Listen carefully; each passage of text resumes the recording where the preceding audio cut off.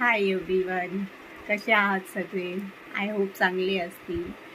आज मला तुम्हाला माझ्या पर्सनल लाईफबद्दल, मी लहानपणापासून कमी वयामध्ये नोकरीला लागले, किती जिम्मेदारी उचलले, किती रिस्पॉन्सिबल पर्सन आहे, माझं शिक्षण कुठे झालं आहे, कसं झालं आहे, मला विदाऊट सपोर्ट मी नोकरीला कशी लागले, ह्या सगळ्या गोष्टी तुम्हाला माझ्या व्लॉगमधून भेटेल. तुम्ही बनत राहा. मी हे फेमस होण्यासाठी नाही आहे.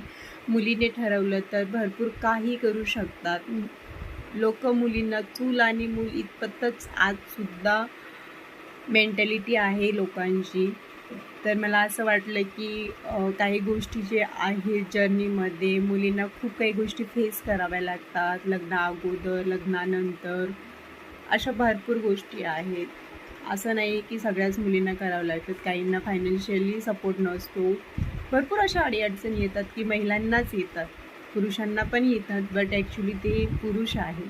पण मुलींना खूप काही गोष्टींना सामोरे जावं लागतं. सो माझं शिक्षण पूर्ण जिल्हा परिषदमध्ये झालेलं आहे. मी हॉस्टेलमध्ये किंवा असं कुठे बिग नाही केलेलं आहे. मला असं शो करायचं नाही आहे. मी एक शेतकऱ्याची मुलगी आहे.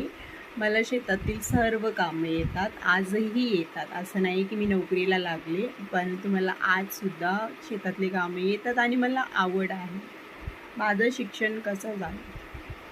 मी जिल्हा परिषद शाळेमध्ये शिकली. मला शिक्षणाची लहानपणापासून आवड होती. मी शिष्यवृत्ती पेपर पण दिलेले आहेत.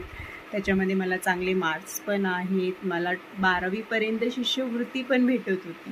माझ्यासाठी 10 रुपयेसुद्धा खूप महत्त्वाचे होते.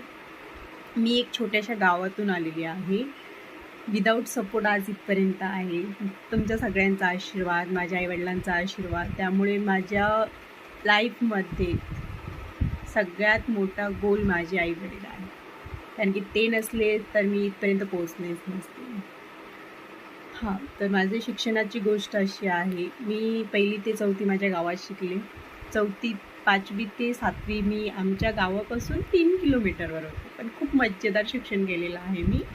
आणि 8वी ते 10वीपर्यंत मी दुसरीकडे शिक्षण घेतलं. मतलब जिल्हा परिषदमध्येच घेतलेलं आहे. सगळं शिक्षण माझं जिल्हा परिषदमध्येच झालेलं आहे.